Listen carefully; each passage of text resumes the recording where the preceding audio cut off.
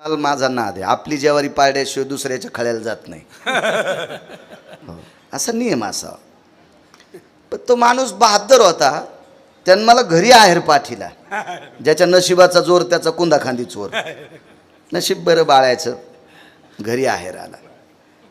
औपचारिकता लक्षात आली गोसावी बुवा. ज्या माणसानं एवढी आपल्यावर श्रद्धा, आपण कार्यक्रमाला उपस्थित नसताना आपल्याला तो आहेर म्हणजे केवढ्याचा असेल तो नाही, सन्मानाची किंमत केल्या जात नाही, तो एक आदर आहे. आमच्या ड्रायव्हरला म्हटलं, त्या वास्तुशांतीला 10-15 दिवस झालेत, आपण सकाळी सकाळी त्या भागात कीर्तनाला चाललो, आता जाता जाता त्यांच्याकडे चहा घेऊ, काय दूध चहा पाणी काय असेल घेऊ आणि त्यांना भेट देऊ. की आम्हाला त्या दिवशी येणं झालं नाही, पण त्यानं सांगितलं 4 दिवसापूर्वी व्हॉट्सअपला संदेश आलाय, तो माणूस गेला. आता मला काय तसा मोबाईल नसल्यामुळं कळालं नाही, ते व्हॉट्सअप वगैरे काही नाही कळालं नाही. पण ड्रायव्हरनं सांगितलं, राजेहो लक्षात घ्या, 4.25 कोटीचं घर ज्यानं बांधलंय त्या घरात राहू द्यायचं का न राहू द्यायचं हे पंढरपुरातल्याच्या हातात आहे, तुमच्या नाही, तुमच्या नाही, तुमच्या नाही. 1200 कोटीची प्रॉपर्टी रामसर एका माणसाची, एकच मुलगा, 1200 कोटीची प्रॉपर्टी. मुलगा धुळ्याला शिकायला होता. आता 1200 कोटी रुपये ज्याच्या बापाकडे त्याचं पोरग कशाला शिकायला ठेवलं. एक जण म्हणला कशाला शिकवायचं, म्हणलं हे सांभाळण्यासाठी शिकावं लागेल, नाही तर हे 1200 कोटी तर बाप मारायच्या 13व्याला ठवाचं नाही. ते 13व्याच्या दिवशी 10व्याच्या दिवशी ब्राह्मणाला द्यायला दक्षिणा राहायची नाही ना. जाऊ द्या, ब्राह्मण फुकट करील एखाद्या वेळेस, मी जवळचा असलो तर फुकट करील. पण त्या या पिंडावर ठेवाला तर एखादा आणा लागन, आदला पिंडावर ठेवाला म्हणून शिकायला धुळ्याला ठेवलं. पण ते इतकं शहाणं होतं, ते वाढदिवसाच्या दिवशी धाब्यावर जेवायला गेलं, स्कूटीला कट हाणू लागले आणि कंटेनर खाली गेलं. कानाच्या वरी असा रुपयासारखा भाग त्याचा फुटला गेला. सगळी ताकद पंढरपुरातल्याच्या हातात आहे. काही गर्व करू नका. हो, अतिताईपणा कशाचाच नाही. गाड्याचा गर्व नको, पैशाचा गर्व नको. एक जण परवाला सांगतो बरं का, पुन्हा डबल सांगतो, त्या पोराचं अशी चावी फिरू लागला मग ते बुवा, अशी गाडीची चावी अशी, ती आता चावीला किचन असते ना, ते असं गोल अशी फिरू लागला. तर मी म्हणलं, मी 10 मिनटं झालं, तू चावी कशी काय फिरवायला. मित्रच होता, म्हणला तुला दाखवायलो. म्हणलं मला कसं काय दाखवायला. म्हणलं मागच्या आठवड्यात 12 लाखाची गाडी घेतली. म्हणलं मला दाखवायला कशाला तू. नाही म्हणला, मला बऱ्याच दिवसापासून खंत होती, तुला गाडी येईन मला नाही. म्हणलं मग तू गाडी घेतली तर अभिनंदन. नाही म्हणला, तुला गाडीतच न्यायचं आहे. मी म्हणलं प्रांजळपणानं बस म्हणत असेल तर 2-4 दिवस कीर्तनाला तूही नेतो, पण फुगीरपणात म्हणत असेल तर मी रावणालाही मोजित नाही, तर तुला कसा मोजीन. नाही म्हणला 12 लाखाची गाडी. म्हणलं ऐक, ठाणा रेल्वे स्टेशनला मला घ्यायला आलेला एक व्यक्ती तो तृतीयपंथी होता, त्याला 2.25 कोटीची गाडी बसायला होती. इथं कोणी बी हातवरी करून सांगावं 2.25 कोटीची गाडी कोणाला आहे. या महाराष्ट्रातला, या भारत देशातला टोल नाक्यावर टाळ्या वाजणारा, सुपारीचं व्यसन नसणारा तृतीयपंथी 2.25 कोटीच्या गाडीत बसतो. त्याला म्हणलं 12 लाखाची गाडी, त्याचे टायर तरी येतील का. आणि कशाला शहाणपणा करतो. मला असं वाटतंय की त्यानं श्रीमंत म्हणावा की त्याच्यापेक्षा जगात कोणी नसावा. त्यानं म्हणावं मी मोठा आहे, माणसानं त्यानं म्हणावं मला महागडी गाडी आहे, त्याच्यापेक्षा किमान तालुक्यात तरी कोणाला दुसरी नसावा. अरे कोपऱ्या कोपऱ्यावर गाड्या लागल्यात, त्याच्यावर धूळ पुसायला कोणी नाही. आणि काय सांगतो तुम्हाला, गाडी मला घोडी मुकाट्या बस. हे 2-4 पत्रातल्या लोकांना सांभाळ, येड्यासारखं करू नकोस. 1200 कोटीची प्रॉपर्टी. एअर ॲम्ब्युलन्सनं चेन्नईला नेलं. तिथं नेल्याच्या नंतर मोठी मोठी वैद्यकीय क्षेत्रातली लोकं आली. आयुष्य असल्यावर प्रयत्न करत आहेत. 4 फेब्रुवारी 2019ला अपघात झाला. जालना हॉस्पिटलला दाखल झालो.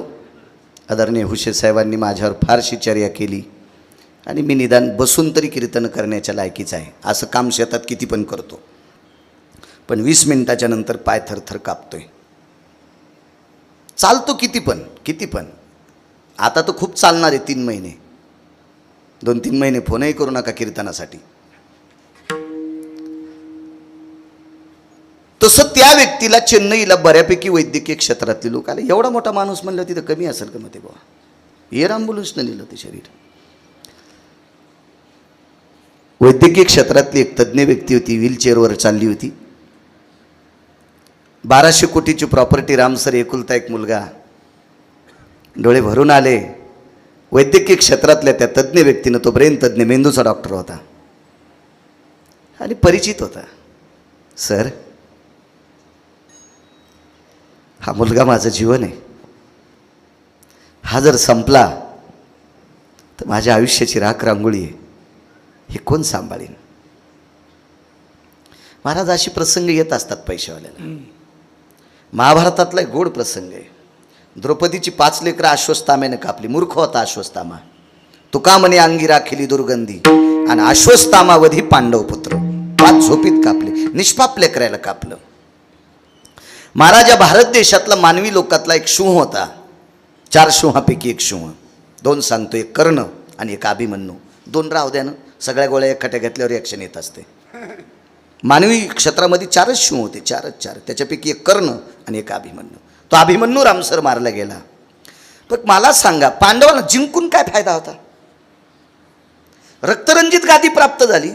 महाराज, या पांडवांच्या कुळातली अर्जुनाची सून उत्तरा हिने देवाला विनंती केली, देवा, स्वतःच्या संसाराची राख करून तो आम्हाला राज्य देण्यासाठी आला. द्वारकेचा राणा पांडवा घरी. देवाचे 56 कोटी यादव मैरेक नावाची दारू पिऊन मेले. वज्र नावाचा नातू वाचला फक्त.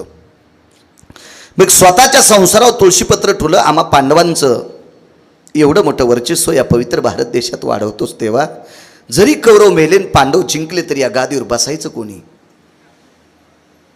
द्रौपदीची 5 मारली. माझ्या पतीला मारलंस. महाराज, नवरा मृत्यू पावल्याच्या नंतर किती धाडशी बाई असेल कल्पना करा. किती धाडशी बाई असेल, किती धाडशी बाई. नवरा मृत्यू पावला. नवरा 22.5 वर्ष वय होतं नवऱ्याचं, आणि तो नवरा भारत देशातला मानवी सिंह मृत्यू पावला. तो किती मोठ्या मंत्र्याचा जवळचा, पंढरपुरातल्या मालकाचा सख्खा भासा अभिमन्यू महाराज. आणि त्याची पत्नी उत्तरा सांगते, देवा, कशाला दिलंस रे आम्हाला? जरी माझे सासरे जिंकले तरी हे खायचं कोणी? त्यावेळेला 4.5 महिन्याचा गर्भ पोटात होता. आणि मग पंढरपुरातल्या मालकाच्या लक्षात आलं. सुदर्शन पाठीलं, सूक्ष्म रूप घेतलं, श्वासात आत प्रवेश केला आणि त्याचं संरक्षण केलं. महाराज, त्या 1200 कोटीवाल्याला तेच झालं असेल रामसर, जे उत्तरेच्या बाबतीत झालं का तेच 1200 कोटीवाल्याला झालं असेल. तेव्हा त्या डॉक्टरना सांगितलं, सरजी, हे मुलगा माझं जीवन आहे, हे संपला, सगळं माझा उन्हाळा झाला. महाराज, वैद्यकीय क्षेत्रातली मोठी व्यक्ती ओटीमध्ये चालले होते, ऑपरेशन थिएटरमध्ये. जाता जाता खिशातली नॅपकिन काढली आणि 1200 कोटीची प्रॉपर्टी ज्याच्याकडे आहे त्याचे डोळे पुसले आणि सांगितलं, दादा, मी सुद्धा पांडुरंगाचा उपासक आहे. तुम्ही व्यापार क्षेत्रात आहात, मी वैद्यकीय क्षेत्रात आहे.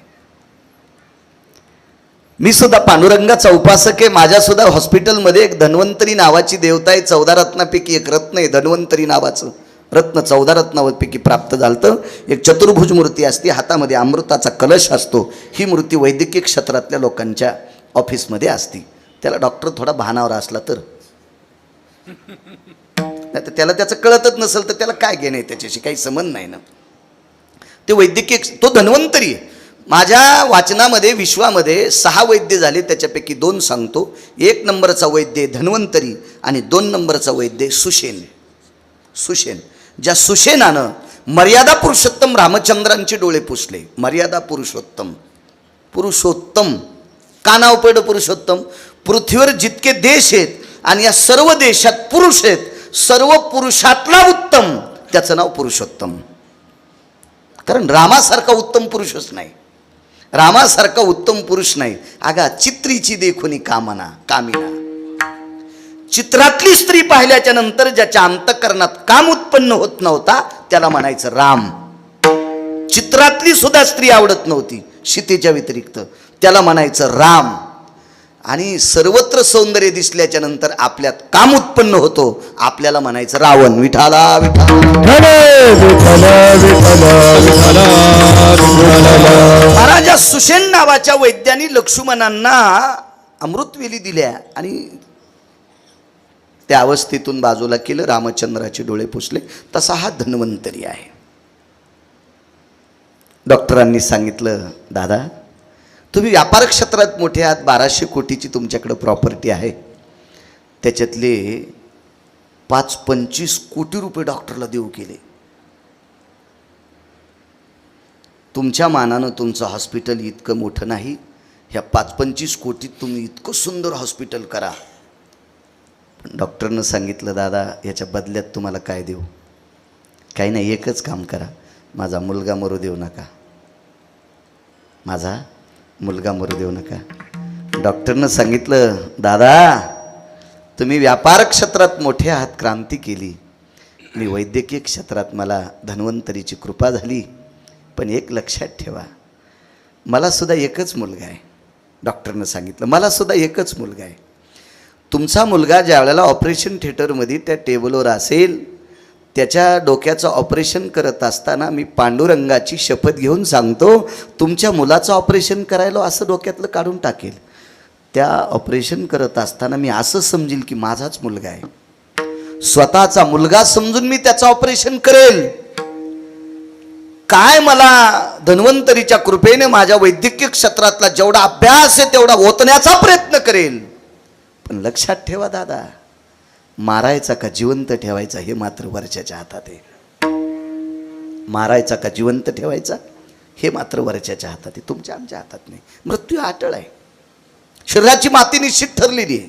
कल्पना करा, एखाद्या शाळेमध्ये आमदाराचा नातू शिकत असेल, मंत्र्याचा मुलगा शिकत असेल, एखाद्या व्यापाऱ्याचा नातू शिकत असेल, हजारो एकर शेती आहे त्या शेतकऱ्याचा मुलगा शिकत असेल, जागतिक लेवलला गाजलेल्या महाराजाचा मुलगा शिकत असेल, कोणाचा शिकत असेल, त्याच्यापेक्षा विश्व ज्याच्या कृपेने चालतोय तो जगाचा बाप ज्या शाळेत शिकतो ती शाळा किती मोठी असेल कल्पना करा. त्या शाळेतले गुरुजी होते, त्या शाळेतले शिक्षक होते महर्षी सांदीपनी. परवाला एका माणसाकडे गेलो, गडबड होती, घालमेल होती. मला त्यांनी 20 मिनिटं बसायला लावलं आणि मुलांना खालपर्यंत सोडलं. मी बोललं, तुम्ही एवढ्या गडबडीत लेकरं शाळेत पाठवली, त्यांना डबे नाहीत, काय नाहीत. काही नाही म्हणे, सकाळचा नाश्ता आणि दुपारचं जेवण शाळेत आहे. एका मुलाची फीस 2,27,000 रुपये आहे. सकाळच्या नाश्त्यामध्ये 4 फळं असणार, त्याच्यातली एक चकती का असणार, पण 4 फळं असणार, ते सक्तीनं खाऊ घालणार. दुपारच्या जेवणामध्ये 1.5 चपाती एकदम फलका असेल, ती खावीच लागेल. आमची लेकरं आमच्या हातानं खात नाहीत, पण तिथं खातात. इतकी सुविधा, एवढी सुविधा, एवढी सुविधा. मला सांगा, ज्या पंढरपुरातल्या मालकांनी कृपा केल्याच्या नंतर आमची लेकरं त्या शाळेत आम्ही शिकू शकतो. आणि विश्वाचा बाप अशा शाळेत शिकत होता की त्या शाळेत शिकत भाकरी खाण्यासाठी त्याला स्वतः वाळलेलं सरपण आणावं लागायचं. झाडाच्या पडलेल्या काड्या कुट्या त्याला स्वतः आणावं लागायच्या, स्वतः. त्यावेळेला त्या शाळेतल्या गुरुजींच्या धर्मपत्नीनं त्याला जेवायला द्यायचं. महर्षी सांदीपनींची पत्नी जेव घालीत होती. परत निघाले, विद्येचं अर्जन झालं आणि निघाल्याच्या नंतर गुरुजींच्या पत्नीचं दर्शन घेतलं. राहू द्या गुरुजींचं बाजूला, गुरुजींच्या पत्नीचं दर्शन घेतलं, गुरुमातेचं दर्शन घेतलं आणि तिचे डोळे भरून आले. माय रडता आपण? खन्या तू जातोस रे बाळा, एकेरी भाषा. विश्वरामसर ज्याच्या ताब्यात आहे त्याला जगाचा पाप म्हणतात आणि त्याला एकेरी भाषा. कन्हैया जातोस रे? हो माय, मला काम पुढे बरंच करायचे, येतो मी. आईसाहेब तुम्ही रडता कशा करता? काही नाही रे बाळा, तुझ्यासारखाच मला एक मुलगा होता, पण समुद्र स्नान करण्याकरता गेला आणि सागरात बुडून तो मृत्यू पावला. मग आईसाहेब इतक्या दिवसात तुम्ही मला कधी दुःख सांगितलं नाही, तुम्ही रडल्या नाही, याचं कारण काय? काही नाही, मुलगा जरी मृत्यू पावला पण तुला पाहिल्यावर मुलाची आठवण होत नव्हती. तुला बघितलं की असं वाटायचं तू विश्वाचा बाप आहेस आणि तूच आमचा मुलगा आहेस, पण आज तू आमच्या आश्रमातून जातोस म्हणून मला मुलाची आठवण झाली. एका पुराणाचा सिद्धांत आहे, तो मुलगा जगाच्या मालकाने परत आणला. आता कसा आणला, काय आणला, मी काय त्या गावचा सरपंच नव्हतो, त्याच्यामुळं मला काही इतकं इचकू नका. तुम्हाला जर पाहायचंच असेल तर पाहावे पुराणी विचारून. जमीन 300 एकर आणि बैल 2, कसं इतकं पाळी घालता येईल आहे का नाही. आकारात चाललंय माझं बी, तरी सांगण्याचा बऱ्यापैकी पाळी घालण्याचा प्रयत्न करतो, पण एवढं किती, आता एवढं शक्य नसतं ना ते. मग कसाच केला, आयुष्य तर वाढीता येत नाही. नाना प्रकारचे लोक चिकित्सक आहेत ना, आणि काही काही लोक इतके चिकित्सक झाले, दात पडल्यावर चावून गेल्यावर त्यानं माळी घातल्या. दात पडल्यावर ज्यानं चावून गेले का त्यानं माळी घातल्यात, आणि ते आम्हाला शिकित. पहिले महाराज असे नव्हतेच, म्हणलं आताच्या शेपटी आहेत का. अरे तू आता फुकून दिला तर ढवळ्या कोंबड्यासारखा तू हवास येईल, आणि तू आम्हाला शिकितो हरामखोरा. विठाला विठाला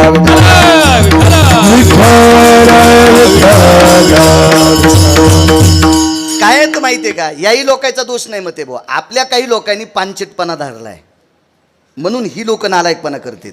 आपले लोक जर सक्षम राहिले तर काय कोणाची माय व्याली आपल्याला बोलायला. विठाला विठाला नियमाची चौकट आहे. सासऱ्याच्या पुढून जाताना सुनेनं पदर पडू द्यायचा नाही, आचारसंहिता आहे. सासऱ्याच्या पुढून जाताना सुनेनं पदर पडू द्यायचा नाही, ही तिची आचारसंहिता आहे. आणि सून स्वयंपाक करताना सासऱ्यानं चुलीला पाय लावून शेकायचं नाही. सून जर पदर पडू देत नसेल तर सासरा चुलीला पाय लावून शेकायला. सुनानं पेटलेली धिलपी इकून ठोकायची, इकून काढायची. तिला कवडीचं पाप लागत नाही. कवडीचं पाप आचारसंहिता आहे ना, ज्याचा त्याचा नियम आहे. आपोआपल्या नियमात वागायचं, आपण आपल्या चौकटीत वागायचं. काय कोणाची माय व्याली. विठाला विठाला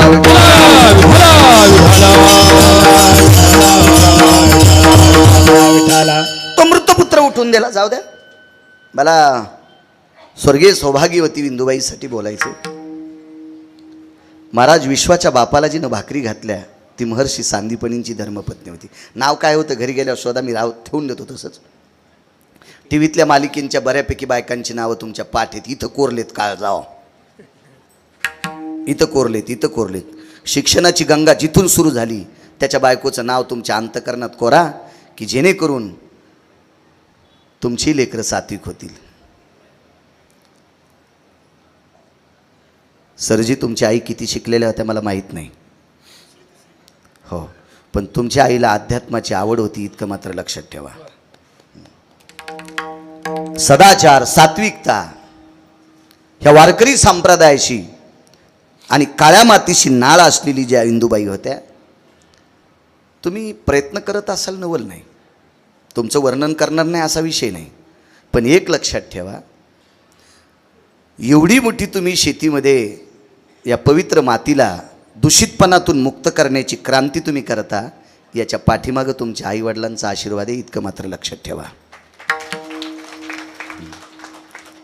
कारण माणूस हा तसा मोठा होत नसतो. पाठांतर कोण करत नाही मग ते भाऊ, सगळे लोक पाठ करतात. मला जर तुम्हाला स्वरच नाही द्याला आणि तुम्ही जगातल्या कुठल्याही व्यक्तीकडे गायन शिकायला गेले तर काय चलल तुमचं? नाही. आणि स्वर इकत भेटत असतो का महाराज? देवही देत नाही बरं, हे लक्षात ठेवा. देव देत नाही. देवाला जर देता आला असता तर देवाच्या जवळ राहणारी लय लोक आहेत, त्याला देता येत नाही. तुमचा बायोडाटा बघितल्याशिवाय देव देत नाही. आणि बायोडाटा बदलायची ताकद दोनच लोकात आहे, एक तर पूर्वज बदलू शकतात, अन्यथा संत बदलू शकतात. मधल्या कोणाच्याच बापाची ताकद नाही बायोडाटा बदलायची. विठाला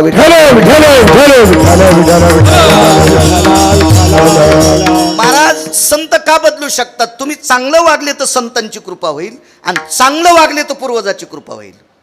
किंवा पूर्वजांची कृपा कशी होत असते? एका माणसानं बराशी खांदून 3 एकरची 27 एकर जमीन केली.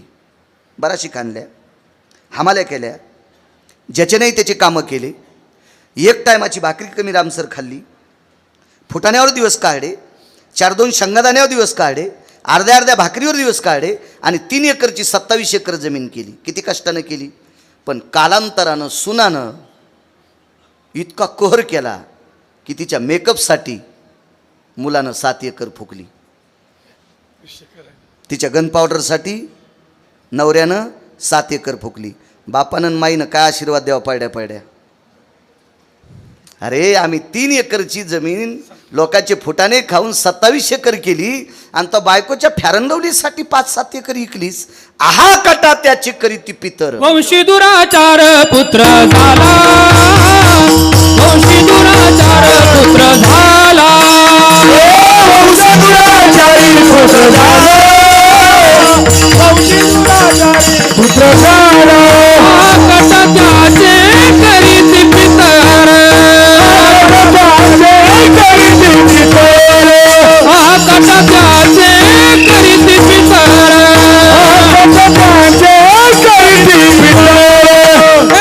वंशी दुराचारी पुत्र झाला, वंशी दुराचारी पुत्र झाला, वंशी दुराचारी पुत्र झाला, वंशी दुराचारी पुत्र झाला.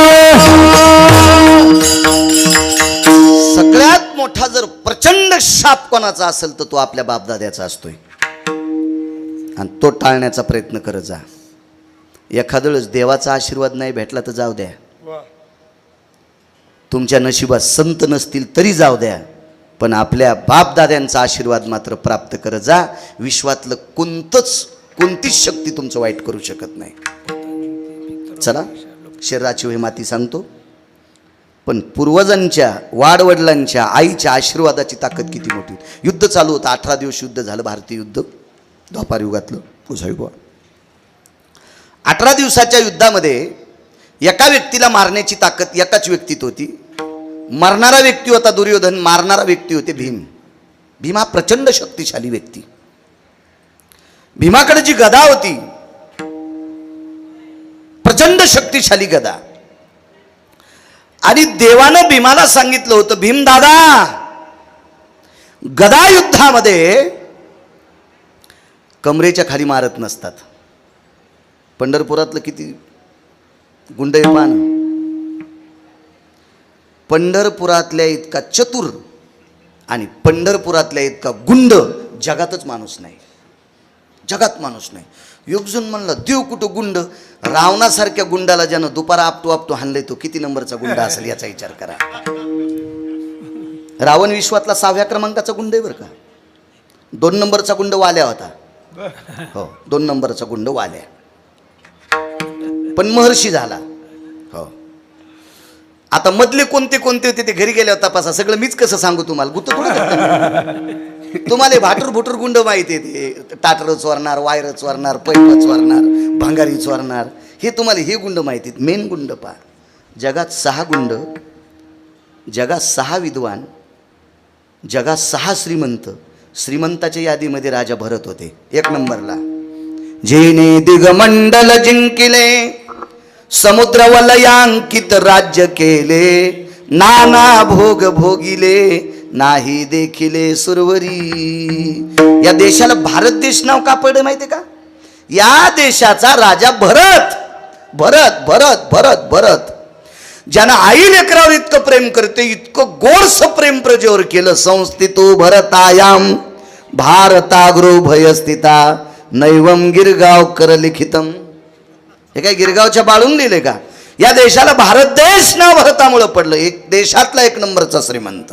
अशा काही 18 भार वनस्पती, फळे फुले मोरती, 18 भार वनस्पती, फळे मोरती, 22 पोखरणी नदी गंगा वाहती, 22 पोखरणी नदी गंगा वाहती. घरी कुल स्त्रिया राजा राणी व संपत्ती,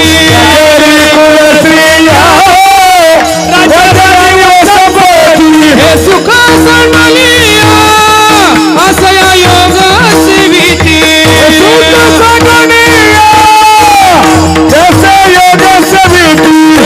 ये मदालसा ओम जोरे माळा, ये दे मदालसा ओम जोरे माळा,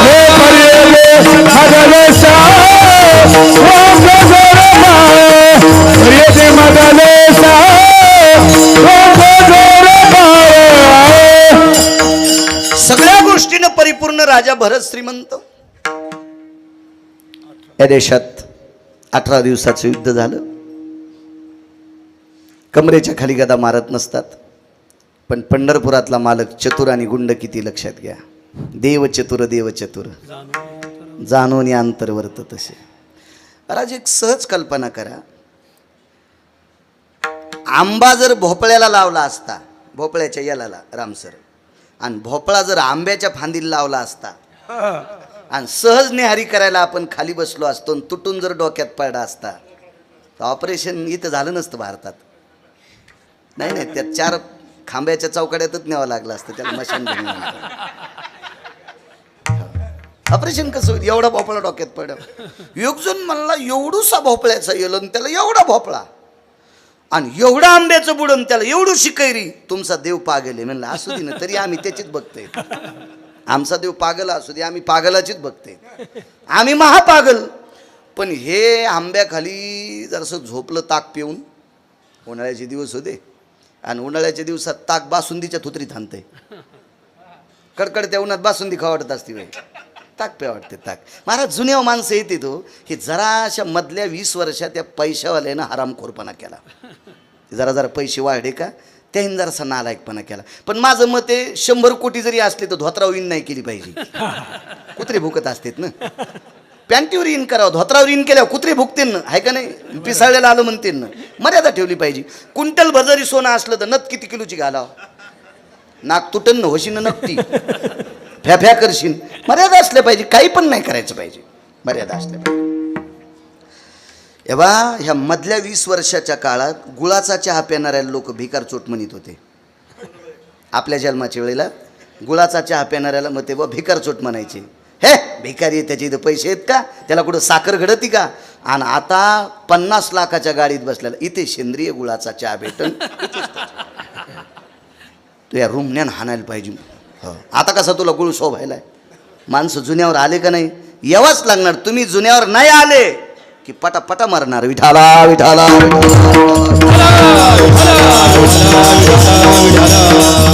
तरी एकदा आपल्याला लाल कंदील दाखिलाय कोरोनानं. कोरोनानं लाल कंदील दाखिलाय. जुन्यावर या, आपलं खा, आपलं आजमवा, आपल्या मातीला शुद्ध करा, आपल्या मातीतलं बघा. हो, जराशे पैसे असले की 10-5 वर्षापूर्वी बर्गर आणा, पॅटीस आणा, हां पिझ्झा आणा. हो, असं नको करू चतुरा. जरासं तुझ्या कमरातलं, हातातलं, मनगटातलं, मानातलं, पायातलं ऑइल जरा इतळू दी. लाटपोळ्या, टाक भाकरी, लाव भाकरीला तिळं, चिर वांगे, भाज वांगे. पप्याच्या बापाला आयुष्य चांगलं मिळेल. हो, पॅटीस खाय, बर्गर खाय. बर्गर म्हणतात का? हो, 20 दिवसापूर्वी शिजलेले आलू त्या पाव याच्यामध्ये. हो, ते येडा आहे का सकाळी शिजून तुम्हाला दुपारा खाऊ घालायला? हो, आपलं खाऊ घाला.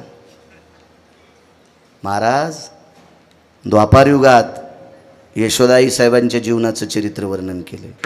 वांगे भाजून भरीत करी, वर कांद्याची कोशिंबिरी, आई ग खडी साखरेचे खडे, मला लवकर करून दे वडे. आई लहानच घे ग उंडा, मला लवकर करून दे मांडा. नैवम गांजा कसम लिखितम. आपलं काय झालं? घरच्याचा इटन शेजाऱ्याचा भांगनीट. आपल्याला आपलं कळत नाही, दुसरीकडचं कळतंय. महाराज हे बाहेरचं खाणं म्हणजे प्रतिष्ठेचं लक्षण वाटायलं लोकांना. आता मी मोठ्या मोठ्या लोकांकडे बघतो, काही काही पुढारी लोक बाहेरचं खात नाही, ते घरचे डबे नेतात. कमी तेलाच्या भाज्या, सगळं घरचे हुशार लोक झाले. हे आपली येड्यावर. आता हल्ली स्वयंपाकाला इतकं तेल, जितकं पाणी त्याच्या दीडीनं तेल. इथून पुढं स्वयंपाकातलं तेल आचार्याकडे लावून टाकायचं. आचार्याला म्हणायचं काय पैसे घ्यायचे पण तेल तू याकडं, जर नाही कमी टाकलं तर मला म्हणा विठाला विठाला.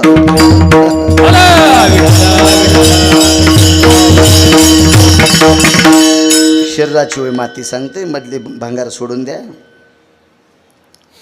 हे आर्थिक ह्या सगळ्या गोष्टी, उन्हाळा पावसाळा हिवाळा जसा ऋतू बदलत असतो तशी संपत्तीचे कल बदलत असतात. चांगला पाऊस पडायच्या नंतर टेकड्याच्या जागेवर लवण होत असतंय. जिथं खड्डा आहे त्याच्यात माती जाते, ती वरी जातोय. तशी माणसाची गरिबी श्रीमंती पार्ट चालत असते. याच्यात काही ताण घ्यायचं नाही. अन्नमान धन हे तो प्रारब्ध आधी काय होत नसते. काही माणसाचं प्रारब्ध खोटं असेल, मरुस्तर काम करू द्या तरी त्याचं भलं होत नाही, कारण त्याचं प्रारब्ध खोटं आहे. पण काम करायचं बंद करायचं नाही, काम करत राहायचं, एक ना एक दिवस तो फल देत राहत असतो. चला, कमरेच्या खाली गदा मारता येत नाही. देव किती चतुर आणि देव किती गुंड आहे लक्षात घ्या. त्याच्यासारखा चतुर कोण नाही, त्याच्यासारखा गुंड कोणी नाही. एक जण मला भेटला, महाराज कानं जर ऐकायचीच गरज होती ती ह्या फाकड्या कशाला लावल्या, हे हे हे कानाला फक्त ऐकायची गरज आहे ना, मग या छिद्रातून ऐकू येते ना, ही वरचा कशाला करता लावला. आणि त्याच्यावर 3 दिवसाला त्याचं ऑपरेशन झालं डोळ्याचं. आणि मग मी भेटायला गेलो बिस्किटचा पुडा घेऊन. बिस्किटचा पुडात नेतो त्यानं पहिलं, बिस्किटचा पुडा नेला आणि त्याला भेटायला गेलो. ते काळा चष्मा इथं हाड केलेला. तर त्याला म्हणलं, एक सांगू का रावसाहेब, हे तुम्ही मला मागच्या आठवड्यात प्रश्न केला की देवानं ऐकण्यासाठी कान दिले, ते मधलं छिद्र सगळं ऐकू देते, पण याची गरज काय होती. आता चष्मा कुठं अडकिला असता, 2 खिळे ठोकून आणले असते का, इथे एक आणि इथे एक, त्या चष्म्याच्या दांड्या अडकवायला. महाराज त्याचं एवढं चातुर्य, त्याच्या चातुर्याची कोणीच बरोबरी करायची नाही. एवढा चतुर की त्याच्या चातुर्याची सीमाच नाही त्याच्या चातुर्याची. महाराज त्याच्या निर्मितीचं चातुर्य इतकं मोठं आहे. मागच्या 1.5 महिन्यापूर्वी एक पाहुणा आमच्याकडे आला. आहे म्हणलं चला शेतात, तोपर्यंत स्वयंपाक होतोय. पण त्याला शुगर आहे मला माहीतच नाही ना. आता शुगरवाल्या माणसाला लय जेवावं लागतंय, आती खाता येत नाही, उपाशी राहता येत नाही. मग त्यानं आमच्याच पोराला सांगितलं चॉकलेट आहेत का. तर ते म्हणलं बाबा दात खराब होतात म्हणून चॉकलेट खाऊच देत नाहीत. पण त्यानं जवळचे 10 रुपये दिले, 2-3 चॉकलेट आणायला लावल्या. आता आमच्या मुलांना आणून दिलं, त्यांनी खिशात ठेवलं. आम्ही शेतात हळदीला येडा करत असताना त्यांनी ते चॉकलेट खायला सुरुवात केली. म्हणलं काय खाय, महाराज मला शुगर आहे आणि थोड्या वेळाला ते घ्यावं लागते, काय नाही तर ते काय मी मरू शकतो. तुला अवघडच काम झालं तुमचं आता हे. म्हणजे जिता जागता बोलता माणूस खाल्ल्याशिवाय जगू शकत नाही. जिता जागता बोलता माणूस खाल्ल्याशिवाय जगू शकत नाही. माणसा इतका मेंदू कोणाचाच मोठा नाही रामसर. पण विश्वाचा मालक किती चतुर आहे. 200 फुटातली खालची दगडातली बेंडकी जिवंत ठेवतो. पाषाणाचे पोटी बैसला दरदरू, तयामुखी चारा कोण घाला. वीर फोडत असताना मोठा टोळ निघाला ब्लास्टिंगमध्ये. तो टोळ वरी घेतल्याच्या नंतर तो आदळल्याबरोबर त्या दगडाचे 2 तुकडे झाले, पण त्याच्यातून बेंडूक बाहेर आला. त्याला कोण शिरा द्यालता, त्याला पुरी कोण दिली, त्याला गुलाबजामुन कोणी दिले. जाऊ द्या, त्या दगडात पाणी होतं का महाराज, नाही. तयामुखी चारा कोण घाली. काय चातुर्य असेल महाराज त्या देवाचं. तुम्ही आम्ही लावलेल्या वनस्पती, एक जर पाणी संपलं. आता मला एका तीर्थयात्रेकरता जायचं आहे. आज अशी पंचायत पडली, 8 दिवसाकरता जर शासनानं दिलेला DP जर खराब झाला तर 8 दिवसामध्ये पूर्णची पूर्ण हळद तिचं उत्पन्न 50% खाली होईल. म्हणून 4.25 लाखाच्या जनरेटरची व्यवस्था आज करून यात्रेला जायचं. स्वतःचा खिसा खाली होणी म्हणून हळदीचं उत्पन्न भरघोस व्हावा. जरी DP तुटला, एखादं वादळात वारं तुटलं, एखादा पोल पडला तर 8 दिवस जाणार ना रामसर त्याला. मग ती 8 दिवस हळद दम धरणार नाही, तिला पाणी लागेल. पण तुमच्या डोंगरावरची झाडं चैत्र महिन्यात पण हिरवी राहतात. चैत्र महिन्यात पण हिरवी राहतात. कोण पाणी घालते त्याला. उष्णकाळ मासी फुटती तरुवर, किंवा फुटती तरुवर उष्णकाळ मासी जीवनतयासी कोण घाली. कोण पाणी घालत असेल महाराज. तो विटेवरचा मालक चतुर आहे. एवढं ज्याचं चातुर्य, तो गुंड बी किती लक्षात घ्या. त्याच्या गुंडागिरीला काही मापच नाही महाराज, तराजूच नाही त्याच्या गुंडागिरीला मापायला. कमरेच्या खाली गदा मारित नसतात. भीमानं सांगितलं प्रभू कमरेच्या खाली गदा युद्धामध्ये गदा मारत नसतात आणि तुम्ही काय सांगायले. मग ऐका ना म्हणले भीमदादा, मोठ्या भावाला लहान्या भावाची पत्नी लेकी समान असावा. मोठ्या भावाला लहान्या भावाची पत्नी लेकी समान असावा आणि लहान्या भावाला मोठ्या भावाची पत्नी माई समान असावा. नाही पंढरपूरला गेलं तरी चालते बरं, नाही पंढरपूरला गेलं तरी चालते. हा दर्जा जो सांभाळतो का त्याच्या घरीच पंढरपूर आहे, त्याच्या घरी पंढरपूर आहे, त्याच्या घरी पंढरपूर आहे. महाराज हा उषा पाय त्याचा अंतर ज्याला कळत नाही का, तो भडवा बिना चप्पलचा जरी पंढरपूरला गेला आणि JCBनं खड्डा करून त्या हरामखोराला चंद्रभागेत जरी पुरलं तरी त्या हरामखोराला मोक्ष नाही. कारण तिथं जाणारा शुद्ध अंतकरणी लागतोय. काय त्याच्या गोळ्या संपल्यात का. तो इतका चतुर आहे. मुंगी के पाँव में घुंघरू बाजे वही अल्लाह सुनता है. विठ्ठल जळीस्थळी भरला, रीता ठाव नाही उरला. आज म्या दृष्टीने पाहिला विठ्ठलची, जळीस्थळी काष्टी पाशानी. कणा कणात ज्याचं अस्तित्व आहे. आपण अंधारात पाप करा, उजेडात पुण्य करा, काही करा, सगळं काही त्याला कळते, त्याच्यापाशी चोरता येत नाही. तो इतका चतुर आहे. आणि त्या देवानं सांगितलं, लहान्या भावाला मोठी भाऊजाई आई समान असावा. मला सांगा, द्रौपदी आई समान असताना ज्या दुर्योधनानं मांडीवर बसली, त्याची अक्कल कुठं नदीला गेलती का भीमदादा? आई समान असणाऱ्या द्रौपदीला, भाऊजाई आई समान असणाऱ्या द्रौपदीला ज्या हरामखोरानं मांडीवर बसलं, त्याची अक्कल नदीला गेलती का? मग ज्याला तितका अंतर कळत नाही, मग कमरेच्या खाली गदा हाणायला तुम्हाला तरी काय हरकत आहे? काय गुंडागिरी पाणी? देवासारखा राजकारणी जगात कोण नाही. कारण राजकारण फक्त द्वापारयुगापासून सुरू झालं बरं का. रामायणात राजकारण नव्हतं. आणि जरी झालं असेल ते एका म्हाताऱ्यानं सांगितलं होतं, वरतोनी दावीन नामा म्हणे. वाल्मिकानं जसं सांगितलं तसं वागावं लागलं. म्हणून 7व्या अवतारातलं राजकारण सिद्ध होत नाही. राजकारण झालं द्वापारयुगापासून. राजकारणातला आधारयुग कोण असेल तर कृष्ण वंदे जगद्गुरु. जगातला पहिला राजकारणी कृष्ण. आणि जगातला 5वा राजकारणी कोण तर रयतेचे राजा छत्रपती शिवाजी महाराज. 5च राजकारणी, 5च. पुन्हा राजकारणीत नाही. विठाला विठाला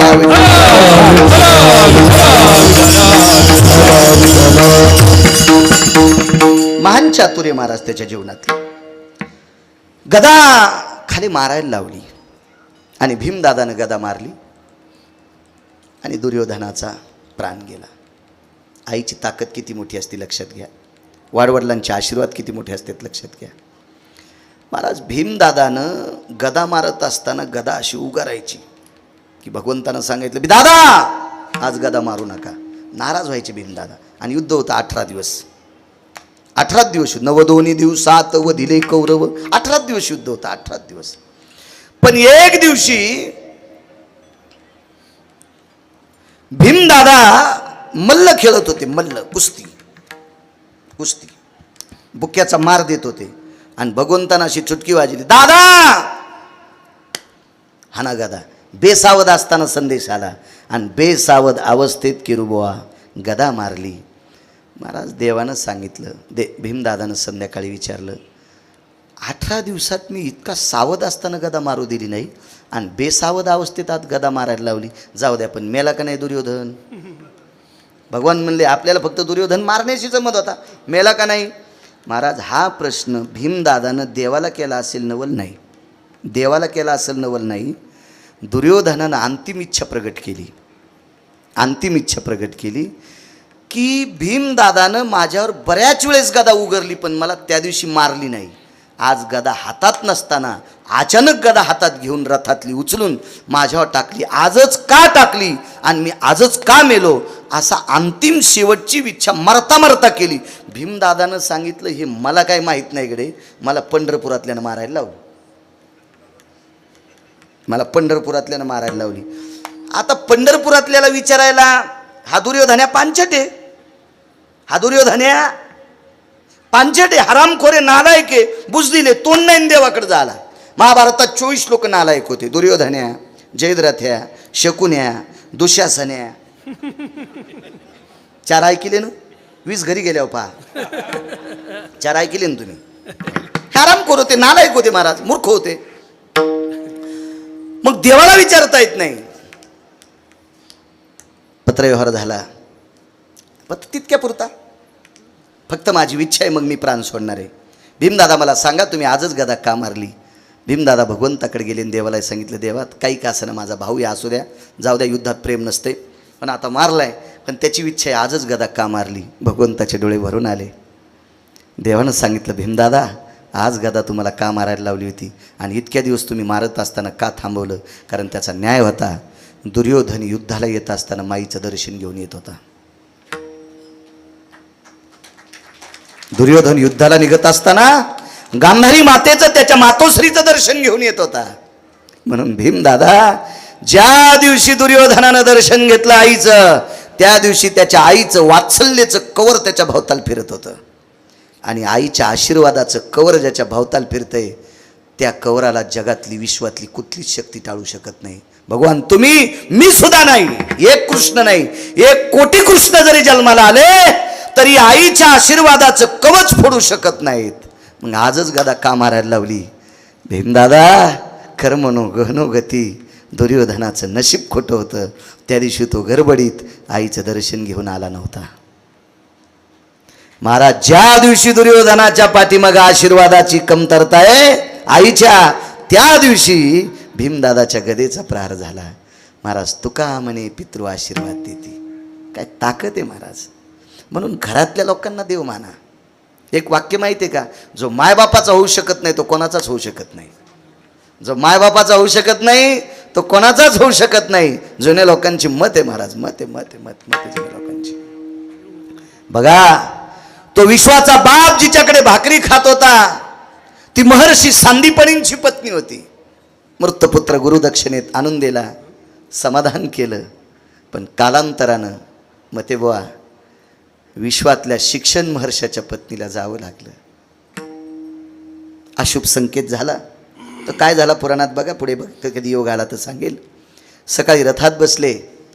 विश्वाची आई विचारते आपल्याला कुठे जायचं. विश्वाची आई म्हणजे लक्ष्मी रमा, विटेवरची मालकीन. प्रभू आपल्याला कुठे जायचंय? गडबडीत निघालात. एरवी निघत असताना भगवंतानी उद्धवाला सोबत घ्यायचंय. आज स्वतः रथात बसले. रमा ऐक ग, बस रथात, लवकर बस. कुठे निघालात? रमा, जिने मला जन्म दिलाय ती देवकी म्हणतात. जिने मला जन्म दिलाय ती देवकी आहे. 11 वर्ष 53 दिवस जिने जीव घातलंय तिला यशोदा म्हणतात. जिने जन्म दिलाय तिला देवकी म्हणतात. जिने 11 वर्ष 53 दिवस जीव घातलंय तिला यशोदा म्हणतात. पण शिक्षण काळात मला जीव घातलंय ती महर्षी सांदीपनींची पत्नी आज जात राहिली ग, माझी गुरुमाता जात राहिली. तिच्या अंतिम दर्शनाकरता आपल्याला निघायचे. तो पवित्र पार्थिव चंदनाच्या लाकडावर टाकलेलं होतं. कपाळाला घवघवीत कुंकू होतं.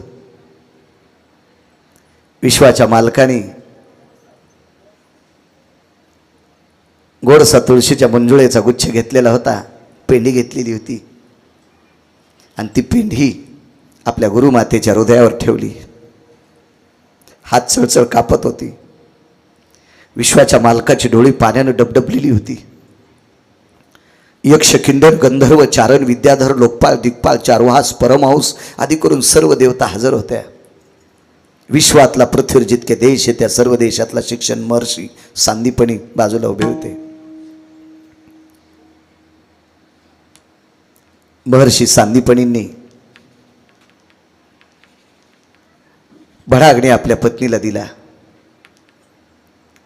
छातीवर पूर्वेकडे तोंड करून हातामध्ये एक अग्नीचं पेटलेलं काष्ट घेतलं आणि पेटलेलं काष्ट हृदयावर टेकल्याबरोबर विटेवरच्या मालकाचं हृदय जळत होतं. ठास ठास रडत होता. महाराज, श्रुती विश्वातली पहिली पत्रकार आहे. श्रुतीच्या अगोदर कोणी पत्रकार नव्हतं. त्या श्रुती मातेनं देवाला प्रश्न केला, देवा, मशानात ज्या माऊली करता एवढं रडतात तिला जिवंत करण्याची ताकद तुमच्यात नाही आहे? नाही ग श्रुती, मला जिवंत करता येईल नवल नाही. मी हजारो वर्ष आयुष्य द्यायची माझ्यात ताकद आहे. पण जीवदशेला आलेल्या व्यक्तीला मोजून आयुष्य प्राप्त झालेलं आहे. जीवदशेला आलेल्या प्रत्येक व्यक्तीला मोजून आयुष्य आहे, ते वाढवता येत नाही ग श्रुती. एक लक्षात ठेव श्रुती, मी देव जरी असेल, जरी जीवदशेला आलो तर मला सुद्धा मोजून आयुष्य आहे. येरती पामर जीव किती, येथे नाही उरो आले अवतार, वेरते पामर जीव किती, साखरेचा नोहे ऊस. श्रुती माते, ऊसापासनं साखर तयार होती, ऊसापासनं साखर तयार होती, पण साखरेच्या पोते कोण्या मशीनमध्ये टाकल्यावर पुन्हा ऊस तयार होईल? नाही नाही नाही, साखरेचा ऊस होतच नसतो. एकदा ही नश्वर शरीर गेलं ना श्रुती माते, याला पुन्हा शांत येत नाही. महाराज, ज्या मातेसाठी विश्वाचा बाप रडत होता, ज्या माऊलीसाठी जगाचा बाप रडत होता, आणि तो जगाचा बाप रडत असताना उदास अंतकरणाने तिला निरोप दिला. या विश्वातल्या शिक्षण महर्षाच्या पत्नीच्या शरीराला, त्या देहाला जावं लागलं. आणि दुसऱ्या दिवशी सकाळी अस्थि संचयाचा कार्यक्रम होता. विश्वाच्या मालकानं त्या अस्थि सांभऱ्या केल्या. आपण ज्याला राखेचा कार्यक्रम म्हणतो, राखेचा, ती हराक हातात घेऊन जगाचा बाप रडत होता, विश्वाचा बाप रडत होता. आईसाहेब बाजूला होत्या. प्रभू, तुमच्या मनात जर आलं तर या राखेचा पुतळा तयार होईल, आणि या राखेला जर नागडोळे केले आणि तुम्ही जर कृपा केली तर संजीवनी मंत्राचा कोणी एखादा व्यक्ती येईल आणि पुनश्च सांदीपनींची पत्नी जिवंत होईल. पण विश्वाच्या मालकानं सांगितलं, रमा तसं नाही करता येत ग. एकदा या शरीराची माती झाली पुन्हा काहीच नाही. विश्वातल्या शिक्षण महर्षाच्या पत्नीची माती महाराज जगाचा बाप जिच्याकडे शिकायला जातो, जिच्या हातच्या भाकरी तेवढ्या काळात खातो, ती माऊली किती अधिकारी असलो पण तिच्या पण शरीराची माती झाली.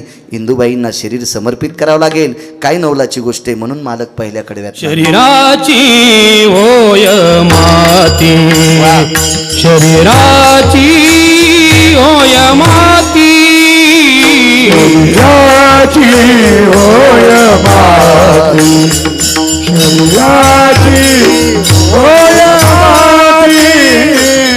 शरीराची होय माती, शरीराची होय माती, शरीराची होय माती, शरीराची होय माती,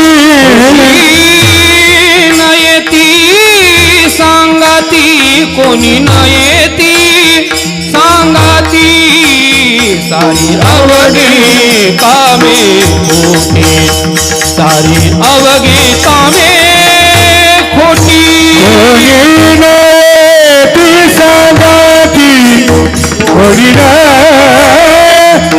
ती सांगाती, सारी अवघी कामे खोटी, सारी अवघी कामे खोटी. एकच न्याय बघायचा आपण.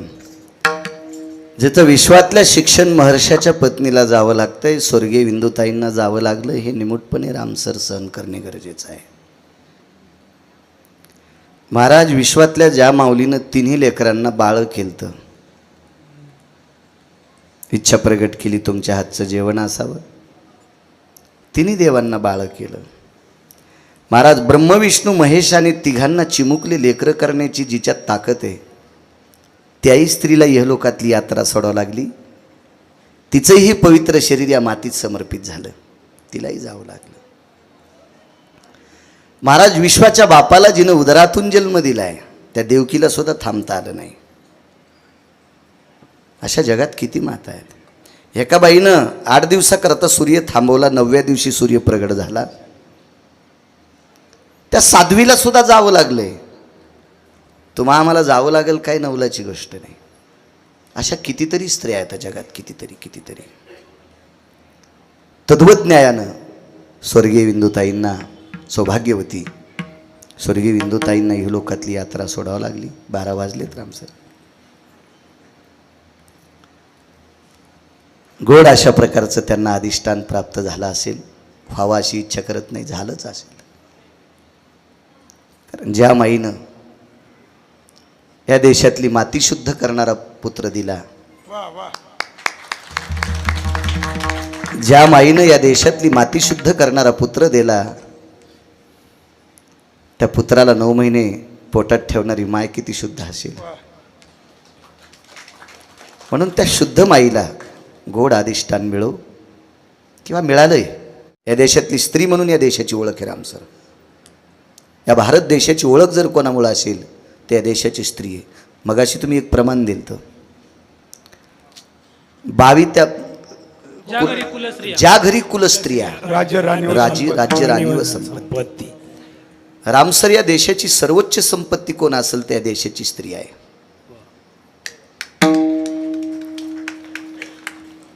एवढी मोठी. कधी कधी एखाद्या शब्दाचे बॉम्ब तुमच्यावर टाकतो, मला माफ करा, माझा स्वार्थ आहे. तो असा स्वार्थ आहे, तुम्ही चुकीच्या वागल्या की तुमच्या पोटी जन्माला येणारी लेकरं देश सांभाळू शकत नाहीत. देश सांभाळू शकत नाही. कारण कोणताही पंतप्रधान 400-500 वर्ष जगणार नाही. कोणताही राष्ट्रपती 1000 वर्ष जगणार नाही. कोणताही मुख्यमंत्री अमृत पिऊन आला नाही, ते मरणारच आहे ना. मग त्याच्यानंतर मुख्यमंत्री पाहिजे का नाही देशाला? त्याच्यानंतर राष्ट्रपती पाहिजे का नाही? आणि देश सांभाळणारा पाहिजे, देशाचे तुकडे करणारा नाही पाहिजे, देशामध्ये वादिवाद लावणारा नाही पाहिजे. आणि तो सक्षम जन्माला घालणं हे कोण्याही औषधात ताकद नाही, ती तुमच्या कुशीत ताकद आहे. आणि ती कुश तुमची त्या दिवशी पवित्र होत असते, त्या दिवशी तुम्ही चांगलं वागणं गरजेचं आहे. तुम्ही देवाची सेवा केल्यानं पवित्र होताल, डोक्यातलं काढून टाका. बऱ्याच बायका महादेवाला पाणी घालत्यान, पण जिवंत महादेवाला बिना डब्याचं पाठीत्यान. सकाळी उजाड्यापासून महादेवावर पाणी घालत्यान, पण जिवंत कपाळाच्या महादेवाला मात्र बिना डब्याचं पाठीत्यान. ते तिकडंच गेलं की वडापाव खातं. हो, ही सेवा नाही. बऱ्याच बायका टोपलं टोपलं मंजुळा पांडुरंगाला वाहत्याल, पण पप्याच्या बापाला बिना डब्याचं पाठीत्यान. अर्थ नाही माझ्या माईंनो, चुके चुके चुके, ते त्याला काय अर्थ नाही. आपल्या पतीची सेवा, आपल्या सासू सासऱ्यांची सेवा ही प्रचंड सेवा आहे. आणि ह्या सेवेच्या ताकदीनं तुमच्या पुढं प्रगल्भ सात्विक सदाचारी पुत्र जन्माला येत असतात. महाराज छत्रपती शिवाजी महाराजांना 9 महिने पोटात ठेवणारी आई किती मोठी असेल. धर्मनिरपेक्ष महाराणा प्रतापांना 9 महिने पोटात ठेवणारी आई किती मोठी असेल. स्वामी विवेकानंदांना 9 महिने पोटात ठेवणारी आई किती मोठी असेल. झाशीच्या राणीला 9 महिने पोटात ठेवणारी आई किती मोठी असेल. देवी अहिल्याबाई होळकरांना 9 महिने पोटात ठेवणारी आई किती मोठी असेल. महाराज, आता कोणी एखादा शिकून कलेक्टर झाला असेल, काही नवल नाही, सुविधा असत्या. बाळू महाराजाचं पोरगं खूप शिकला असेल, काही नवल नाही. पण या देशाची घटना लिहिणारा, घटनेचे शिल्पकार, एका रस्त्यावरच्या खंब्याला लावलेल्या दिव्याखाली अभ्यास केला डॉक्टर बाबासाहेब आंबेडकरांनी. ते किती मोठे आहेत त्यांना सांगण्याची किंवा त्यांना आकलन करण्याची माझ्याकडे अक्कल नाही. पण अशा एका देशाच्या घटना लिहिणाऱ्या शिल्पकाराच्या खांद्याला खांदा लावून संसार करणारी रमाबाई किती आचरणशील असेल हो, किती पवित्र स्त्री असेल हो. तिला काय किती किती जळा सहन करावं लागले असतील हो त्या माऊलीला. पण त्या रमाबाईला जिनं 9 महिने पोटात ठेवले, त्या रमाबाईची आई किती पवित्र असेल. माझ्या ज्ञानोबराय तुकोबरायला, माझ्या नामदेवराय चोखोबरायला, माझ्या नाथबाबा सावता महाराजांना, माझ्या शेणा महाराजांना, माझ्या गोरोबा काकांना 9 महिने पोटात ठेवणारी ती आई किती पवित्र असेल. किती सात्विक. म्हणून सात्विक लेकर चुका करायच्या नाही. महाराज, घरातल्या लोकांची सेवा करा. 5 मिनिटात पूर्णविराम करतो, कारण पुढे कार्यक्रम आहेत. घरातल्या लोकांच्या सेवेची पुण्यही किती मोठी असते लक्षात घ्या. एका बाईनं सासऱ्याची कंबर धुतली. रामसर ती सून होती, तिनं सासऱ्याची कंबर धुतली. सासरा 85-95 वर्षाचं वय होतं. त्यापोटी जन्माला येणारा मुलगा 80पेक्षा वय जास्त होतं. मी गाथा वाचून सांगत बरं, कारण मला विचारणारा कोणीतरी आहे. भंगिऱ्याने विचारल्यावर भेट नाही, आचरणशील लोकांनी विचारल्याच्या नंतर मला घाम येतो. मात्र भंगिऱ्याला भेट नाही, अशी तर कुंटाला लोळायलेत. आचरणशील माणसं. आणि या संप्रदायात अभ्यासापेक्षा आचरणाला किंमत आहे. ज्ञानेश्वरी पाटेन गाथा पाटे, चूक वागतो हरामखोर आहे. एकच ओळी पाटेन, एकच अभंग पाटे, पण तिला इतकं चूक वागत नाही. त्याच्यामुळं संप्रदाय जिवंत आहे. भ्रष्टल वाचन महाराज, पाठ करणं हा बुद्धीचा प्रकार. व्योमपठाण जातीने मुसलमान आहेत, पण ज्ञानेश्वरीचे प्रचंड अभ्यासक आहेत. APJ अब्दुल कलामांना गीता पाठ होती, ते मुसलमान होते. पाठांतर करणं काही नाही, हा बुद्धीचा प्रकार. एखाद्याची बुद्धी शेणाची, एखाद्याची बुद्धी गौरीची, आणि एखाद्याची बुद्धी कापराची. इस्त्यावर कापूर पडला की पेटतो, गौरीवर इस्तू पडला की पेटती, आणि गौरीवर शेण, इस्त्यावर शेण पडलं ही झून जाते. अशी काहीची वाचिनन इजणं ही शेणाची बुद्धी. हळूहळू गौरीसारखं पाठ होणं काहीची बुद्धी, पण काहीची कापरासारखी बुद्धी गोसाई तल्लक बुद्धी असते. तशी बुद्धीचा प्रकारे गाथा पाठ करणं, ज्ञानेश्वरी पाठ करणं, याच्यासारखं वागणं हा मात्र पुरुषार्थ आहे. त्याला वारकरी म्हणत असतात. वागणं पुरुषार्थ आहे. महाराज, आपल्या दृष्टीत ताकद असा. बापानं जिच्यासोबत लग्न लावलं तिला पत्नी म्हणायचं, आणि तिच्या व्यतिरिक्त जेवढ्या पत्न्या दिसतील तितक्याला माय म्हणणं. एकही अभंग पाठ नसेल तो जगातला 1 नंबरचा महाराज आहे. घरातल्या लोकांचा आशीर्वाद प्राप्त करा. 80-95 वर्षाचा सासरा शरीराने अपमान केला, बाथरूम झाली, मुलाला बापाला उचललं, एका दगडावर टेकलं. 4 भिंतीची बाथरूम नव्हती. 4 भिंतीची बाथरूम असती तर मुलाने एकट्यानं बापाला धुतलं असतं. पण झाडातली बोरीच्या झाडाखाली दगड होता, त्या दगडावर बसिलं बापाला. एका हाताने वडिलाला धरलं, एका हातानं पाणी टाकायचंय. पण धोत्र सोडायचं कोणी? धोत्रात घाण झालेली होती, ती कंबर धुवायची कोणी? दुसरं धोत्र गुंडाळायचं कोणी? औषधाला माणूस घरी नव्हता. मुलगा बाहेर गेलेला होता, घरी फक्त पत्नी होती. ती ह्या व्यक्तीची पत्नी आहे, पण ज्याला दगडावर बसिलंय त्याची सून आहे. आणि सुनेला सासऱ्याची कंबर धुवायला कशी लाव? स्त्रीला 3 स्त्रियाला अधिकार. मुलीनं बापाची कंबर धुवायला पाप नाही, दुःख नाही, राग नाही, चिळस नाही. का? कारण त्याच्या पिंडापासून तुझा जन्म आहे. म्हणून बापाची कंबर जरी मुलीनं धुतली असेल तर काही नवल नाही. आईनं लेकराची कंबर धुतली असेल तरी काही नवल नाही. आणि बायकोनं नवऱ्याची कंबर धुतली असेल तरी काही नवल नाही. 3 सिद्धांत. आता सून कशी धुईल बरं? ईश्वाच्या पाठीवर 6 सुना जन्माला आल्या, त्याच्यापैकी ही सून सांगतो 700 वर्षापूर्वीची सून आहे. कधी कधी हे पुण्य वाटून घेत जाणं. एखाद्या वेळेस तुळशीला येडे नाही घातले तरी चालेल, एखाद्या वेळेस गाथा वाचायला वेळ नाही भेटला तरी चालेल, एखाद्या वेळेस ज्ञानेश्वरी वाचायला वेळ नाही भेटला तरी चालेल, एखाद्या वेळेस महादेवाला पाणी नाही घातलं तरी चालेल, एखाद्या वेळेस पांडुरंगाला मंजुळा नाही वाहिल्या तरी चालेल, एखाद्या वेळेस आमच्यासारख्याच्या नाही. आमच्या तर पायाच पडू नका. पाया तुम्ही घरच्यांच्या पडा तर तुमचं कपाळ पवित्र, तर आपलं बरं होतंय. तुम्हाला सांगू का, एवढा महाराष्ट्र फिरूनही काही काहीच्या महाराजाच्या फजित्या आहेत. याचं एकमेव कारण आहे, तो नालायकाला पाया पडू देतो म्हणून त्याचं पाप त्याच्या डोक्यावर आहे. म्हणून शक्यतो मला जास्त पाया पडणं आवडतच नाही. चुकून नवऱ्याच्या न पाया पडणारी माया पाया पडली तर त्या पापानं महासंसार खालून जळण. त्याच्यामुळं आपला पटका बगलात घेत असतो, पटकन पळत असतो. नकोच, तू वाहतूळ तिकडंच राह, पडूच द्यायचं नाही. आणि तुम्हाला काय वाटते महाराजाच्या पाया पडायला सुख होईल का? एका महाराजाच्या पाया पडायला एक पोरग गेलं, त्याच्या माईनं नेलं. ते काय रिकामं नव्हतं पाया पडायला. त्याची माई म्हणली पड पाया, पण ते लय रगील होतं. ते पडलं पण महाराजाला असं बोचकारलं. ते पोरग पाया पडलं पण महाराजाला बोचकारलं, रक्तच निघलं. पण महाराज तिनं 1,500तच गार केला. 500-500च्या 3 नोटा टाकल्याबरोबर महाराज काहीच म्हणलं नाही. त्यानं दुसरा पाय लांबीला. 5 किती महाराज होता, पिराला कापायच्या कामी. हो, पिराला कापावं, याला पिराला नाही तर मसुबाला कापावा. तुमच्याकडे मसुबाला बऱ्यापैकी कापीत येत ना. तुमच्याकडे पश्चिम इकडं नाशिक जिल्ह्यात मसुबाला येतं. हो, पुन्हा निफाडचा मसुबा प्रसिद्ध आहे, ते बी प्रसिद्ध आहे. हो, मतोबा. आणि पुन्हा आहे ना निफाडच्या पुढे एक मसुबा, मतोबा बी आणि मसुबा बी आहे. हां, मी फिरतो ना रस्त्यात, माझ्या गोळ्या थोड्या संपल्या.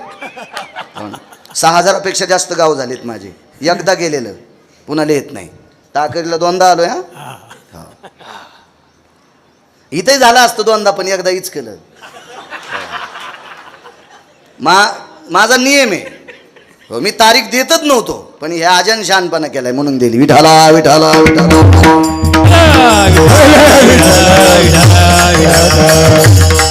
पण आनंद इतका वाटला, काळ्या मातीशी शुद्ध करणाऱ्या माणसाच्या घरचं कीर्तने म्हणून घेतले बरं का.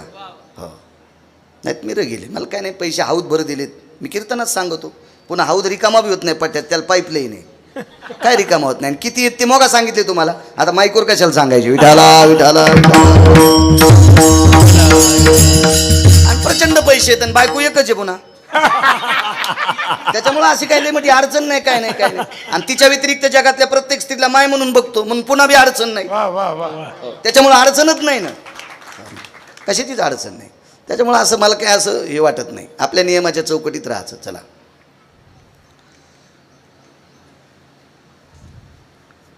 पाया पडली. ते 1500 रुपये दिले.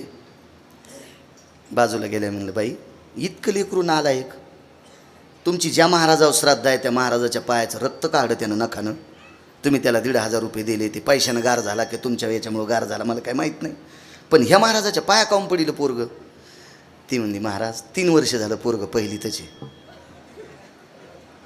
आणि या महाराजाच्या पाया पड्या पोरग दुसरीच जाईल. मी आणलं बाई, ह्या ज्या महाराजाच्या पाया पडायला पोरग आणलं का, त्या महाराजाच्या पोराला 20 वर्ष झालं मेंदूच्या गोळ्या चालू आहेत. मग महाराजाला त्याचं पोरग नीट करता येणं तर तुमचं करता येतं का? मग तुम्ही त्याच्या पाया पडायला जातात म्हणजे तुमच्या गोळ्या संपल्यात. म्हणून महाराज, तुमचे लेकरं शुद्ध करायचे असतील तर तुम्ही घरच्यांचं दर्शन घ्या. ऐका, सुनेनं स्वतःच्या बांगड्या मागं सारल्या. सासऱ्याचं तोंड पुढीकडे, ती पाठीमागनं आली. तिथं काय भिंती नव्हत्या बाथरूमला. पाठीमागनं आली आणि नवऱ्याला खुणवलं, तुम्ही एका हातानं मामांजींना धरा, एका हातानं पाणी टाका. मी मामांजींचं धोत्र सोडते, ते धोत्र बाजूला टाकते, मामांजीची कंबर धुते आणि दुसरा कपडा बांधते. पण त्यांनी सांकेतिक डोळ्यातून विचारलं, तुला कसं? ते काय माझं मी करीन. तिनं खरोखर बांगड्या मागं सारल्या, धोत्राचा गुढा सोडला, ते धोत्र भरकं फेकून दिलं आणि सासऱ्याची कंबर धुतली. दुसरं कोरडं धोत्र बांधलं, त्याला गाठ बांधली आणि निघून गेली.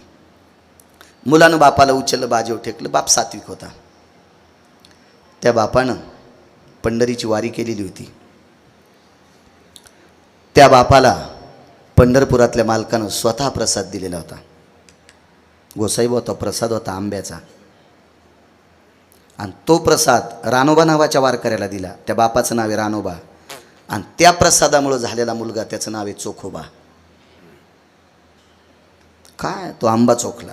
बरं, आता हे इकडं अंधश्रद्धेत लावायचं नाही. हां, प्रसादानं लेकरं होत नसते. 900 कन्यापुत्र होती.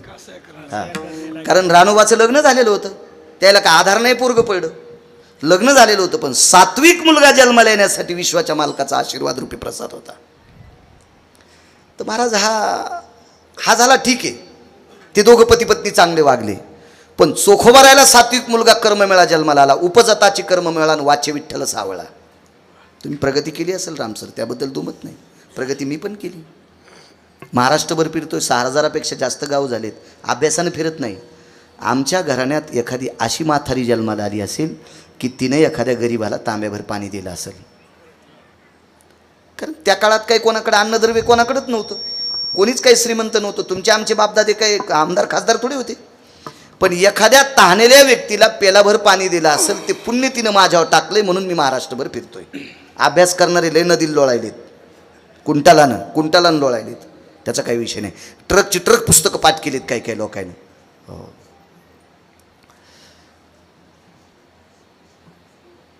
सात्विक महात्मा होता. मागं सारलेल्या बांगड्या कंबर धुता धुता एका हाताच्या बांगड्या पुढं सरकल्या आणि त्या बांगड्या कंबर धुतानं खळखळ वाजत होत्या. रानोबा नावाच्या वारकऱ्याने मुलाला विचारलं, बाळा माझी कंबर धुतली कोणी? भीती वाटत होती. सुनबाईचं नाव सांगितलं तर बाबाला राग येईल का? नाईलाजानं सांगून टाकलं, बाबा माफ करा, खोटं नाही बोलत, तुमच्या सुनबाईनं कंबर धुतली. शक्य नाही म्हणले.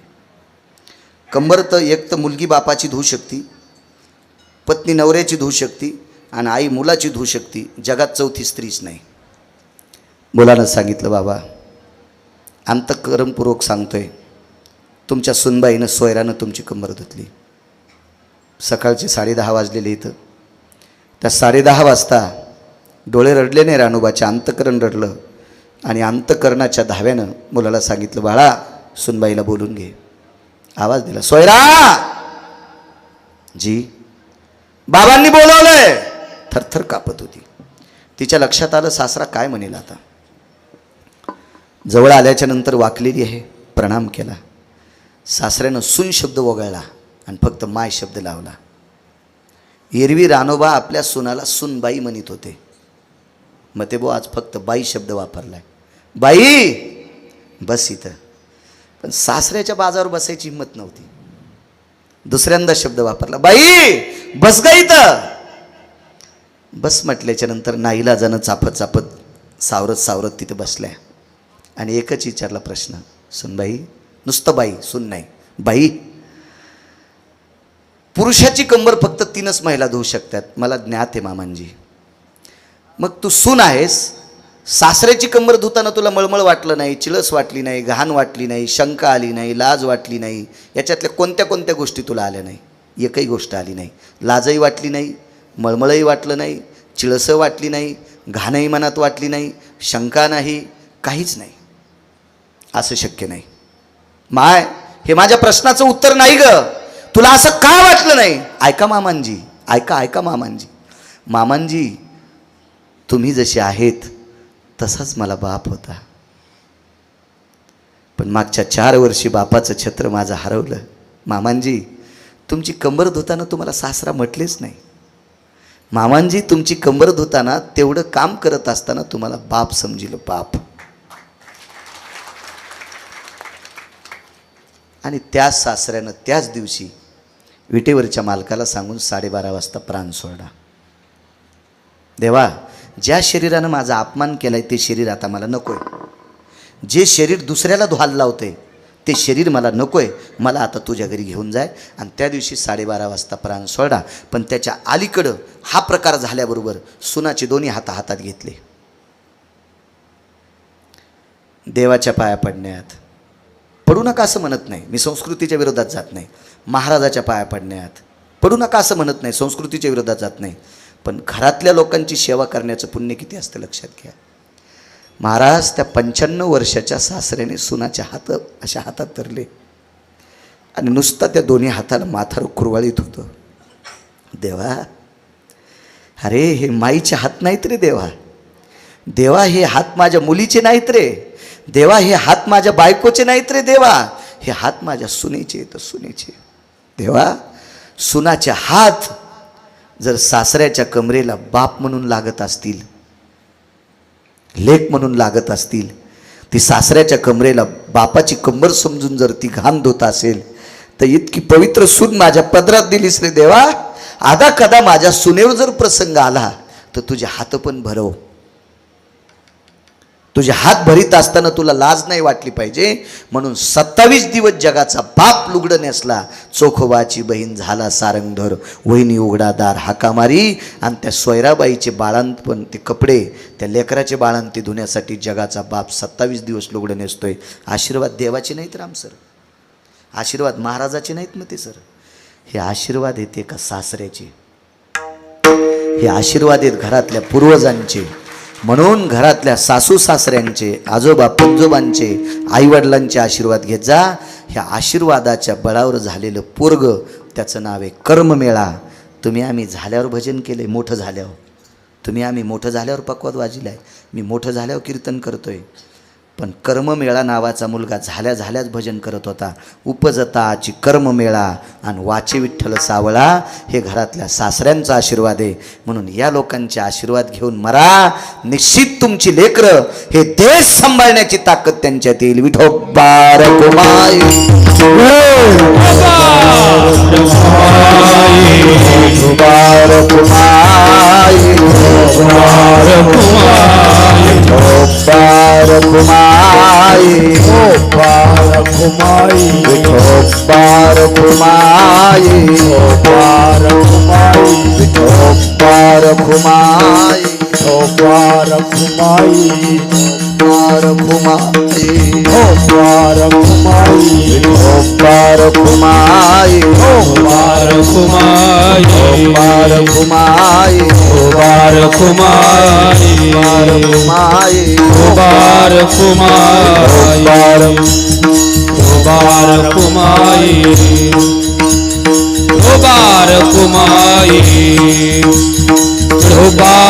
कुमाई, विठोबार कुमार,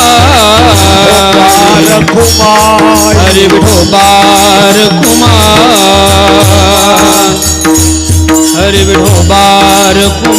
विठोबार कुमाई, विठोबार कुमाई, विठोबार कुमाई, विठोबार कुमाई, विठोबार कुमाई. काल आपल्याकडे महालक्ष्म्याचा महाराष्ट्रात फार मोठा एक सण आहे. आपल्या भारतीय संस्कृतीमध्ये, महाराष्ट्राच्या मातीमध्ये या महालक्ष्म्याच्या सणाला अनन्यसाधारण महत्त्व आहे, फारसं महत्त्व आहे. पण मधल्या काळात त्या सणाची फार वाताहत केली काही बायकांनी, काही पुरुषांनी. या सणामध्ये कोणाला काही उष्ण न देणे, पीठ न देणे, मीठ न देणे, तेल न देणे, असं नसतं माझ्या माईंनो. या सणामध्ये एखाद्या गरिबाला जर जेव घातलं तर कायमस्वरूपी तुमच्याकडे लक्ष्मी उभी राहील. अशा या खुळचट कल्पना, ह्या अंधश्रद्धा डोक्यातल्या काढा. मुळात बऱ्याच बायकांना महालक्ष्म्याचा सण कशाचा तेच माहीत नाही. लक्ष्मी तर आपल्याकडे रामसरी एकच आहे. देवाची पत्नी लक्ष्मी एक, मग दोन कोण? कोण दोन? कोण दोन? कोण दोन? लक्ष्मीला एक ज्येष्ठ बहीण होती. हिचं एका साधूशी लग्न झालं. तिचं नाव आहे अवदसा. तिचं एका साधूशी लग्न झालं आणि अवदशीला भजन आवडत नाही, पूजन आवडत नाही, परमार्थ आवडत नाही, सात्विकपणा आवडत नाही, सदाचार आवडत नाही. तिला फक्त विलासी जीवन आवडतं आणि साधूला ती आवडत नव्हती. मग एके दिवशी अवदशीची आणि साधूची, त्या साधूनं देवाला विनंती केली, प्रभो हिच्यातनं मला मोकळीक द्या, माझं फार जीवन वाताहत झालंय, मला मोकळीक द्या. आणि त्या अवदशीनं सुद्धा भगवंताची विनंती केली, मला असला पती नकोय. दोघाच्या सहमतीनं दोघाची सोड मोकळीक झाली. पण अवदशीसोबत कोणीच लग्न करायला तयार नाही. अवदसा कोणाला आवडत असती का? अवदसा कोणाला म्हणायचं? आम्ही एका घरी जेवायला गेलो, जेवायला गेल्यावर सगळ्यांनं आम्हाला भजे वगैरे खाल्ले. ती बाई जेवायला बसली, तिने भजे खाल्लेत नाही. तिच्या नवऱ्याला विचारलं, हिनं भजे का खाल्ले नाही? ती म्हणली, ती तळतानच खाती. ती गार झाल्यावर खात नाही, ती तळतानच खाती. हां, मग ती नवरा जेवायला येणार आहे का महाराज जेवायला येणार आहे तिचं काय, ती अगोदरच खाती. ही अवदशीचं लक्षण आहे. अशी बायको ज्याची असेल त्यानं समजायचं मी अवदशीची लग्न केलंय. मला चेहरा पाहिल्या पाहिल्या कळती कोणाची अवदसा आहे म्हणून. पण आता मला काय करायचं त्याच्यावर काही संबंध नाही. खालीवरी बोलणाऱ्या बायका सुद्धा मला कळतात. तुम्ही तिघीजणी नवऱ्याला येडेवानी बोलतात तुम्ही. पण कसं आहे माहिती आहे का, हे तुम्हाला जड जाईन रामसर, त्याच्यामुळे एवढ्या वेळेस वागून घेतो. जाऊ द्या, मागच्या कप्प्यात पण 4 जणी येतात, अशा टकटक दिसायलात मला. तुम्ही तुळशीला पाणी घालतात, महादेवाला पाणी घालतात, पांडुरंगाला मंजुळा वाहतात, हरिपाठ म्हणतात, पण नवऱ्याला नीट बोलत नाहीत. किती तुमच्या शापानं मंडप जळण येऊ. पण कोणीतरी इथं सात्विक असेल त्याच्यामुळं मंडप वाचलाय. पण असू द्या, असं करत जाऊ नका. तुम्हाला गिरगावकराची शपथ आहे, नवऱ्याला देव मानी जा. चला, अवदशीला कोणी मानायला तयार नाही. मग अवदसा बसवली कुठं? ती मंदिराच्या पायरीला. आणि वृक्षामाजी आश्वस्तू, देवाचं अधिष्ठान आश्वस्त म्हणजे पिंपळामध्ये आहे. ऋषितुल्य एक वृक्ष आहे, त्याला वड म्हणतात. आणि पिंपळ याच्या पायथ्याला आणि मंदिराच्या पायरीला अवदसा बसवली. मग अवदशीनं सांगितलं, मी जेवायचं कधी? जो मंदिरामध्ये पत्ते खेळन, जो मंदिरामध्ये तंबाखू सुपारी गुटखा खाईल, जो मंदिरामध्ये अवास्तव गप्पा करीन आणि घरी जाताना त्याच्या कष्टाला धरून तो त्याच्या घरी जायचं. चुकीचं वर्तन करणाऱ्या लोकांना मंदिरातून परत जाताना त्याच्या घरी जायचं. मस्जिदीत हे अनुकरण कधीच नाही बरं. हां, इतर धर्मियांच्या तीर्थस्थळावर जा तुम्ही, त्यांच्या धर्ममंदिरात जा, अत्यंत सात्विकता आहे. आपल्याकडे ही मंदिरं मोकळी झाली या नालायक लोकांना. म्हणून ती पायरीला बसवली. आपण जरी देवळात गेलो असं वाटतंय, पण आपण चुकीचं वर्तन केल्यामुळं आपल्याकडे अवदसा आली. आणि अवदशीनं दुसरा प्रश्न केला, या वडाच्या झाडाखाली, या पिंपळाच्या झाडाखाली, या मंदिरामध्ये जर चुकीची माणसं आलीच नाही तर मी जायचं कुठं? म्हणून विश्वाच्या मालकाने एक न्याय दिला. भाद्रपद महिन्यामध्ये अनुराधा नावाचं नक्षत्र येईल. अनुराधा नावाच्या नक्षत्रावर लक्ष्मी येत असते. लक्ष्मीचं येण्याचं नक्षत्र अनुराधा आहे. मग या अनुराधा नक्षत्रावर लक्ष्मी येत राहील आणि त्या नक्षत्रावर तुला बहिणीसोबत जाता येईल. आणि मग मूळ नक्षत्र, ज्येष्ठा नक्षत्र, आजचं जे नक्षत्र असतं का जेवायचं, हे नक्षत्र मूळ, ज्येष्ठा असं नक्षत्र असतं. आणि मग या नक्षत्रावर तुम्हा दोघी बहिणीला विश्वात जेव घालतील. आज ती प्रथा आहे. राहायला व्यवहार देण्या घेण्याचा, हे नक्षत्र व्यवहार करण्यासाठी थोडे चुकीचे असतात, मोठी मोठी व्यवहार करण्यासाठी चुकीचे असतात. भाकरी देण्यासाठी चुकीची नसतात रामसर. एक शिपभर तेल देण्यासाठी महाराज चुकीची नसतात. एखाद्याला वाटीभर पीठ देण्यासाठी चुकीची नसतात. आणि असे काही दिल्यानं लक्ष्मी जात नसते. असं जर नेल्यानं लक्ष्मी गेली असती तर तुमच्या घरातला, तुमच्या बाथरूममध्ये टावेल अडकलेला होता, मी तो जर घडी करून घोळात जाऊन माझ्या गाडीत टाकला असता तर तुम्ही मला म्हणले असते का टावेल चोरला म्हणून. आज तर लक्ष्मीचा सण आहे.